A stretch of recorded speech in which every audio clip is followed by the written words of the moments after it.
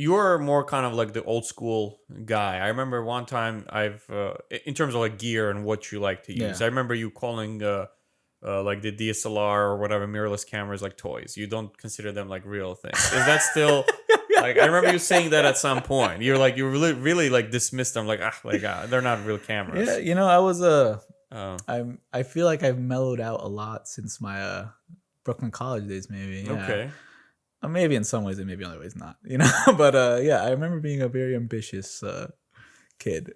Not to say I'm not ambitious now, but I remember being very I would say I was hot, like hot-blooded maybe overall. But yeah, I don't know. I mean, I think I have different views on a lot of things since then. And obviously working in the industry, I think mellows you out a little bit, or maybe like teaches you some things about like how what this industry is and how to navigate it. So yeah, I don't know. I mean, as far as cameras go, I mean, I don't know. At this point, I think cameras are cameras. Like, I mean, it's whatever. You can shoot on whatever you want. I don't know. But what do you think is like?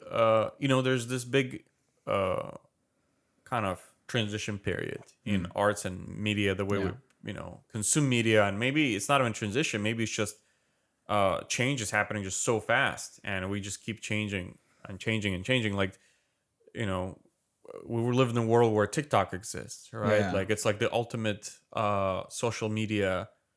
Like it almost like scrolls for you. Yeah. Like I feel like in some version of the app, it actually scrolls for you. Like the video just keeps changing. Yeah. I think there's like an automatic thing. Yeah. You just get or fed. maybe you can turn it off. You just get fed content. And if it doesn't trick you into like first second and a half, you like next. Yeah. And here's the thing with TikTok. I actually, I like use TikTok because I'm interested, fascinated with this formula. If I see anything that's produced, like well produced, I scroll up. Anything that looks like decent, I'm like not the platform for that. Like I don't care about it. Like anything that was put into any video that somebody put more time than they should have. Yeah. I'm like, nope, next.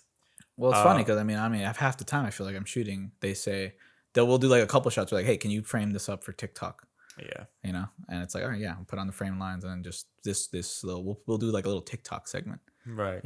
For the using edits. Alexa. Yeah, exactly. For the edit, Yeah.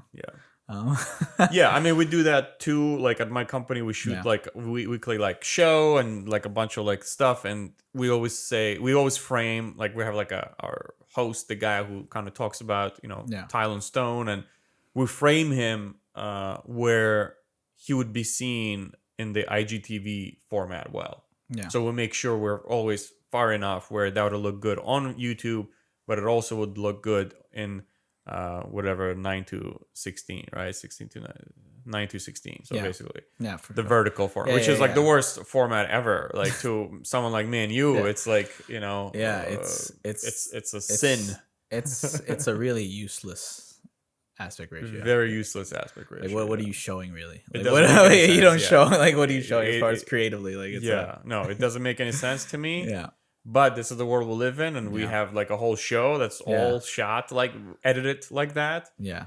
And but we have to be considerate, right, when we shoot. Yeah. But I guess my question is this, or the conversation I want to open is like how gear is so much more accessible and easy to use. It's all about light rigs, light setups, one-man job, right? Like a classic cinematographer needs, a team of like 5 people at least. Or like, right? So even like when we were doing our films, like at least 2-3 people extra, you always need it. And we're talking like small budget student films, and now it's all about one-man job, including a drone. Like a person also does the drone, right? Like a little bag, carbon fiber sticks, like, and I always found that, I don't think it's in my opinion, but history shows us that comfort overcomes quality. Like I remember when, I know the stories. My mom would tell me that when ball pens, right, like the pens that we use now, came around, people were like, they're not gonna stay because calligraphy is the art, cursive is the art, and ink and the and the pen with ink is the real deal. Yeah. What the fuck is ink? It's only Yeah. something that exists in the thrift shop, Yeah, nowhere yeah, yeah, else, no, right? for sure. And both Yeah. pens are dying now because nobody's even writing anymore. People are typing, right? Yeah, totally. So the world, they don't care about calligraphy. It's gonna Yeah. stay, and maybe it'll come back for a couple of years, like vinyls Yeah. came back or whatever. It's gonna be something trendy, but Yeah. realistically, it's not an industry Not anymore, useful, yeah. right? And I feel like everything is like that, right? And like, how many times, like, you see people go take pictures in the nature, really, Yeah. they use their phones. Yeah, Like totally. the consumer photo camera Yeah, doesn't exist anymore. The totally. consumer photo camera is your phone. Yeah. There's professional photo cameras, sure. Yeah, totally. But for professional shoots. Yeah. And how far that's going to last, I don't know neither. Yeah, no, for sure. So, I mean, I'm just curious, Yeah. what do you think is going to happen? Well, it's interesting that, I mean, since, I don't think people actually know it, the digital camera in reality is a very new thing, and maybe more in particular in the world of cinema. Like the 2000s, the right? Alexa, which was kind of like the first. I mean, you could argue the red one, but like Alexa was kind of like the first. The big movies were like, okay, this is a camera we can use. What was Alexa? 2009. Mm-hmm.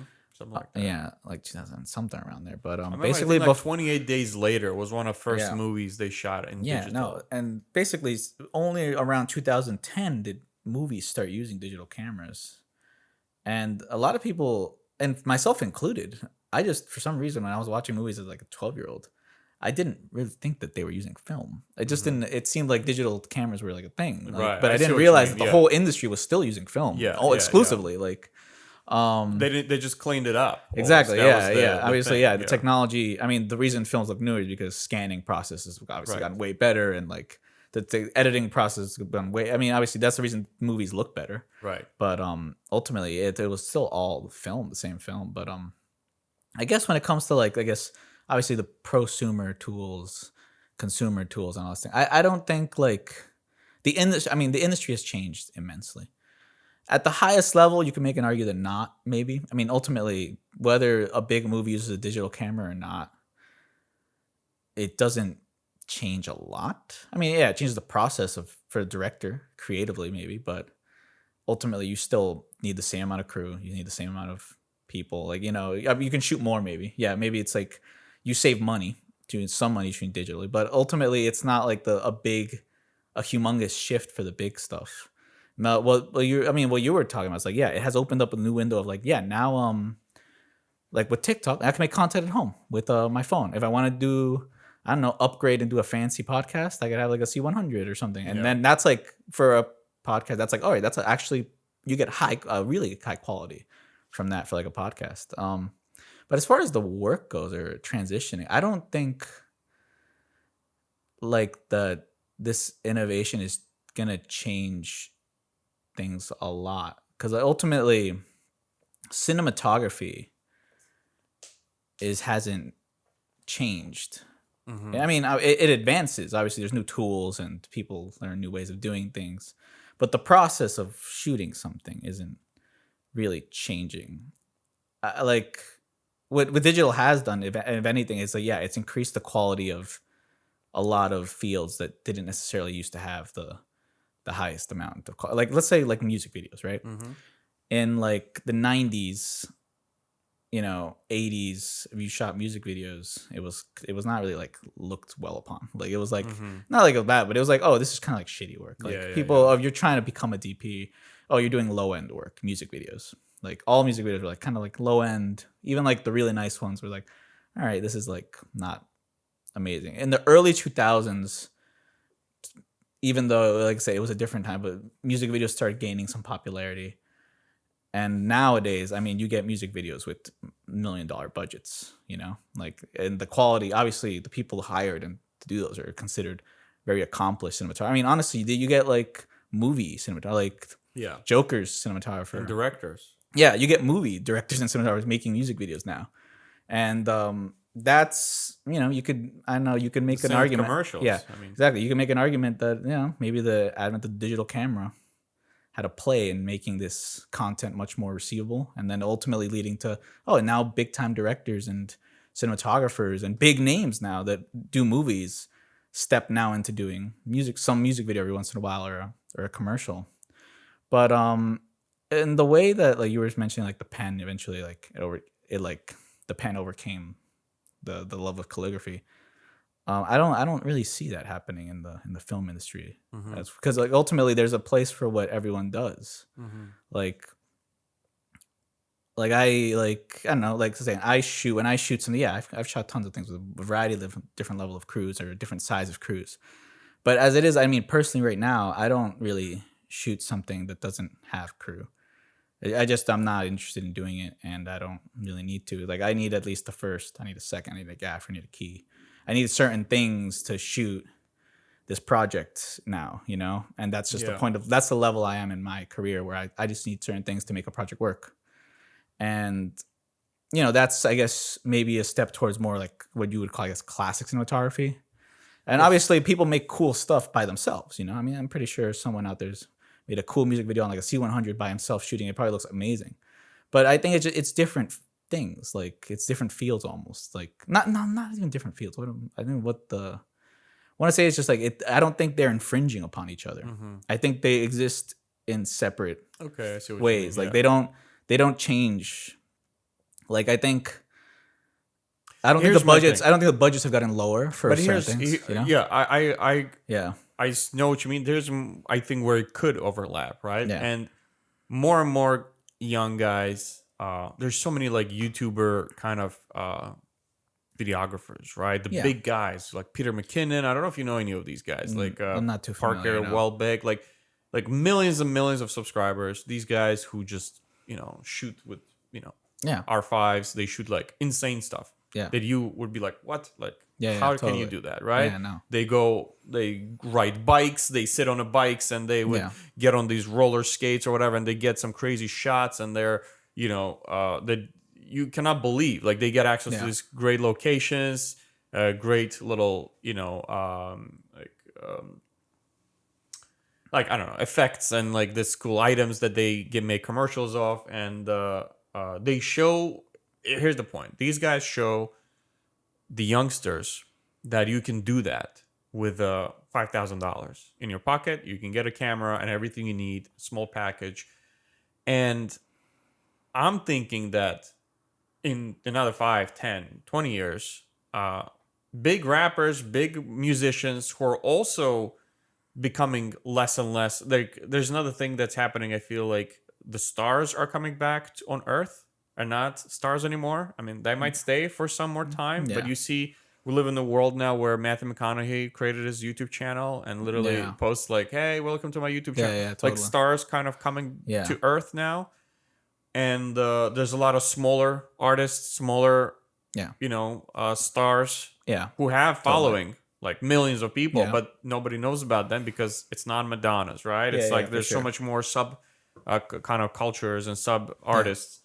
And they will be hiring these kids who are now like 20 and learning all this stuff, and they're going to be in 10 years they'll do everything by themselves, and they will be competition of the people that you're talking about. You're not going to see people where that say, "Oh, we have a crew." They'll only be hiring, how like editors, like it happened to editors. I'm talking about, it happened to editors. Because like a lot of my professors throughout my like old school guys who've done like big work on big films, they don't know how to use any of this stuff. Assistant editor sets it up for them, and they use the app, but they don't know codecs, they don't know ProRes or what the difference between Rec 709 and this kind of LUT or code, like none of that. They can barely know how to use the software. Yeah. But they know how to cut the movie, right? Yeah. Nowadays, you cannot get a job as an editor if you don't know Photoshop, Illustrator, that. So you are a one-man job, and that's it. And you also could be a videographer. Can you also shoot? Yeah. Great. That's a plus. Like, that's the kind of, jobs that editors have become. Yeah. Graphics, all of that shit, you have to know. Well, yeah. So I'm thinking if that's going to ever infringe, into your profession. I don't think so. I think so this is the way I've seen it, I guess. So let's say this 20-year-old kid that makes this amazing things with his, like, you know, R5, let's say. Like, he makes some amazing comics, amazing videos. What skill does this kid have? He's probably has a very good creative eye, very good creative vision, probably more along the lines of being a good director, right? Now, and this is the part where I think it gets kind of interesting.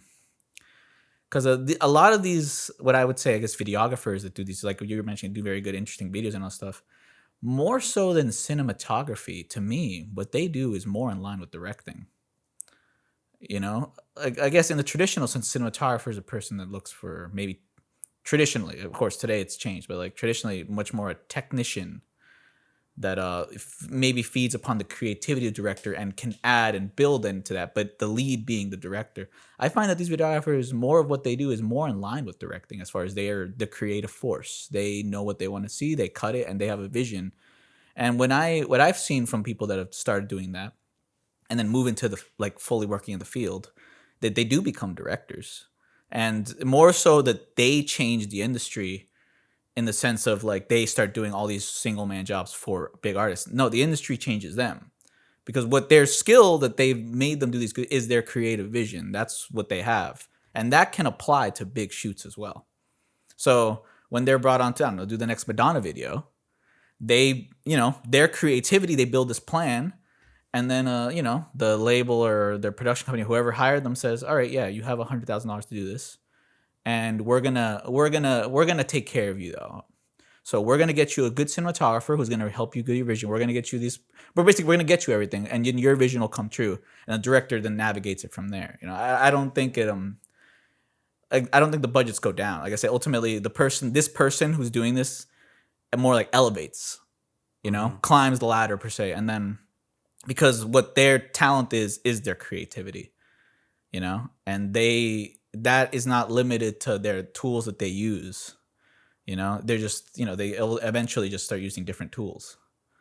You know what I mean? So I don't think it gets to a point where, because ultimately, like, yes, the quality barrier per se, like back in the day, there was like humongous quality barrier, right? Like if you weren't shooting with these big like 35 mil cameras and shooting with the full crew, it's like, all right, your quality of work was all the way down here. Nowadays, of course, the gap's closed. Like ultimately, of course, like unless you're not going to be shooting movies, like unless you're shooting like big movies, like it's impossible for like a one-man person to make, I don't know, make some movie like The Joker. Of course, there's a gap there. Of course, you need tons of people to do something like that with tons of years of experience. But I think that while that gap closes more and more, I think there's a limit to that gap as well. Like ultimately, if Coca-Cola wants to make a commercial, like just realistically, what type of commercial can they make that is one person with the one camera? It's I just don't think there's a world where that's truly a thing. And like I think as far as artists go as well, like ultimately artists, I mean it's obviously there's interesting like low budget, like Billie Eilish just came out the video. I'm not even wrong, this was like a big cinematographer still and like a big crew, but the video was shot on an iPhone. Of course, you still had like a big cinematographer, big director, like a whole bunch of very experienced people, but it was shot on an iPhone. The tool is like simple, you know. But like I said, I don't think that there's a world where like this what you said, it's like this one person is able to do all these things. I just don't think the industry changes that much. I think more like the industry, the person elevates with the industry as they climb the industry. The person also gets used to bigger shoots, but because ultimately the skill, it's not like to say like, oh, I'm good at shooting with an R5. As in, no, if you're good at shooting, you're good at shooting. You know, like that's regardless of what you. True. You know, if you're able to make an interesting video that millions of people love to watch, it's because you have a skill, and that skill is not limited to a camera. That skill is, you know, it's your creativity. You know, it's your ability to put together images, your ability to see what people want to see. You know, and that skill is, I think, what is the skill that matters. Yeah. You know, I agree. I mean, I know what you're saying. I guess my guess is that it's all about the producers and the people who put a certain amount of money towards this, right? And in one moment, they can realize that they don't have to put, you know, $100,000 towards a music video where they're like, oh, like that kind of music video can be done for $10,000 if we just get a videographer instead. And I think that quality, yeah, you might not get that kind of quality, even, Yeah. with a good videographer. Well, it's funny that what you're saying is actually a reality, and in some ways. So, in particular, there's this one rap artist, one very popular rapper, who currently is basically has like I guess you would call his personal video team, right? Very popular celebrity artist. Don't get me wrong, he also does big videos with big directors and the whole thing. But this guy has like a dedicated video team. They have like their own name and stuff, and they do a lot of his videos. And they've done some of the videos for his biggest tracks, like his most popular tracks. And yeah, they're good videos. Clearly, I don't get me wrong. From my perspective, clearly it was done with two guys with a camera and walking around inside of a private jet and I don't know, in Times Square. Like clearly it was the work of two people with a camera to my eye. But this guy, and don't get me wrong, like I said, this artist also obviously does big videos that are clearly the work of several people and like a ton of professionals. But yes, that does exist to a degree. And yeah, this guy makes a lot of his videos for very low money, clearly with them. It's because it's probably just two guys, with probably two guys with an Alexa Mini, still high-end camera though. Like, right. But but ultimately it is just two guys putting together the video, and then they shoot, and they edit it. And yeah, the videos get millions and millions of views because it's a very popular rapper. And so, yeah, that does exist actually currently. But still, like I said, ultimately maybe that video for this rapper gets the same amount of views as Dua Lipa's multi-million-dollar music video. Yeah, maybe ultimately gets the same views, but people still want to see that high-end content. There's still I think ultimately a demand for seeing higher end content that doesn't quite go away, because there are limitations to what you can do ultimately with a small group of people. There's certain concepts that you can't do. Right, there is a creative limitation to budget ultimately. Yeah, true. Yeah, you can still do really cool things with no money, but there's levels, there's limits to what you can do. You have to be contained. You have to have your ideas confined to a certain thing. That doesn't mean that they can't be great, but there is a limitation creatively. Like, it's particularly in film, there's a limit to how creative you can be on a budget, Yeah. So. No, that's a very good point. I mean, I see what you're saying. Yeah, I'm just curious what future kind of brings to us, and this kind of usually this in every other, I would say, like, film is a very social procedure, right? You need a lot of people. Ultimately, it's very difficult to do with a small crew. You need crew. Yeah. Like photographers, keep going back to them, is not. It's just one person. You can just go and take a bunch of pictures and you can edit them themselves. And that's kind of what's been happening. That's the photographers. They've been doing that even since film, right? Yeah, it's like for sure. I mean, unless you go to like these big fashion shoots, and then they have their four assistants that are, But for example, that's also what we're talking about. It happened to music industry, where all a lot of big studios are closing down. Opening a studio is just the worst business idea ever, right? Yeah, it's interesting. Yeah, where you bring music. So this is the part I think where the gap is with film.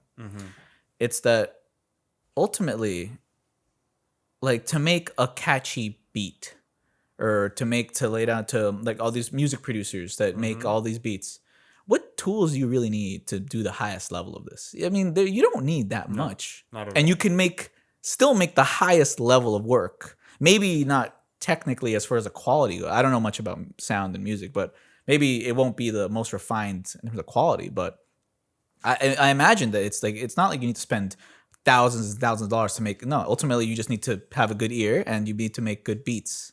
And then if you do enough of these and you get a lot of them, you easily become one of the top music producers. Yeah. With film, there's, like I said, there's a gap, because I think ultimately with film, and there's just budget is much more of a thing. Like, I don't know, you can't shoot a car crash without a stunt person, a car that's going to be crashed, and like basically Yeah, yeah. thousands and No, for thousands sure. of dollars, right, for this one thing. Versus music, there is no situation where you need to spend thousands of dollars on this one specific track. Yeah. You know, there you can do the top thing. You can make the top quality of work and the highest level of work without being part of a major studio. You can just kind of have maybe even the top tools in your living room and just do it there. Like, I don't know, if you look a lot of like the rappers, like how home videos, they all have like studios in their house, Yeah, exactly. you know, and they make a lot of their music that they do put out in their house. Yeah. You know, I remember seeing the Migos and they were talking about how, yeah, they had like the whole recording studio in their house that they built out. And I imagine it wasn't for them, obviously, with the money they make, it wasn't crazy to make that. And they make all of their music in there. Yeah, initially, even like the whole idea of like recording an album. Yeah. Initially, the reason they did that is because studios were expensive. Yeah. So they would just rather, okay, we'll save money if we just shoot a bunch of if we record a bunch of songs at the same time. So it's that's all it was. It's just to means to save money, because you go to the studio, weekend prices are cheaper or whatever. Like, you know, there's a bunch of those incentives. And then albums started, you know, they became more something of like a concept albums, right? That had like a beginning, middle, and end. Totally, and they had a whole other thing. So they played with that formula. But a lot of people talk about the classic album like era is kind of dead. Yeah. Like there's no need for albums anymore. Like you can, and it's so easy to record a song. It's very similar to snapping a picture and posting it on Instagram. Yeah. Like there was a Billie Eilish song, I think it was Billie Eilish, where she watched the movie Roma and she got inspired and she wrote a song and she posted it. Yeah. She literally released a song in a matter of like days because she watched the fucking movie and it got inspired. Like, if you talk to Metallica or Madonna, she'll be like, well, I need a bigger reason to write a song. I got to go through a breakup to write it. You know, it's just, I'm not going to waste because I'm going to spend money recording a song. I'm not going to waste just my simple inspiration of watching a movie. But now it's like, no, why not? I can afford that. I didn't spend any money doing it. I did it on my laptop, on my MacBook, you know? Yeah. So it's interesting that film, I see, you know, that's it. It's happening everywhere. Yeah. But film might be kind of, you know, the fact that it's social and kind of, well, I think film's one of those things where, the more money you put into it, I mean, not to say, of course, you will get better, but there is like, you need money to do certain things. Right. Like, you know, Billie Eilish's music videos are amazing. Yeah. Like great music videos. But obviously, clearly looking at them, very expensive music videos as well. And that's clear from someone that works in the industry, looking like, okay, clearly all these things in this video are done by the top in the industry, top professionals in the industry, with a whole bunch of people working together to do this. And I think it's like with video, you do see the effects of money clearly, versus in music, not necessarily. You know, like, can you put in more money into a track and make it better? I don't imagine you can. Really, there's a limit, right? Like, no, and plus we're not listening to music in high quality. Yeah, no, I mean, we're listening to our radios and our headphones, and all the headphones are Bluetooth headphones, which is also lowers the quality, right? And everything's wireless, and we're, you know, conditioned to that kind of to lower quality, and it's not as I said, like, comfort overcomes, you know, quality. Definitely. Like, everything is more simplified, right? Like, I recently, like, YouTube updated their app, and now it doesn't say when you pick your quality, it just says medium or low or high quality. I don't know if you saw that. So they don't want you to be remembering what's 1080p, 720p, 480p, 320p. Interesting. That's like, it's just like, hey, why do we have that? It's just low, medium, and high. That's what you want to know. It's just, but everything is like that. Like, I feel like if you knew computers I grew up, you know, with Windows, like, you had to know a lot to understand the formats. What's JPEG? What's this? What's that? Like, there's not today. Not today. It's everything gets simplified. So simplified. Yeah. And, you know, is it a good or bad thing, or good or bad thing? I mean, maybe it was extra information that I never needed. But you felt a little smarter. You felt like, oh, I'm good at computers. Now everybody could be good at computers. Does it open doors for everybody, or does it make us dumber? Well, yeah, but I mean, it's a bigger conversation. Yeah, deep totally, thing, for sure. But I think what's interesting also about that, though, is that, like, the top computer, or the top, let's say in the 70s, the top minds that built all these computer things, they didn't, like, their jobs never became obsolete. In fact, their skills were just able to be employed in what the new thing is, which is what I guess what I was saying to what we were talking about before. It's like ultimately people's skills in fields, and again, maybe there's some to fields. adapt. Yeah, right? people, but I find that people's skills are just usually multifaceted.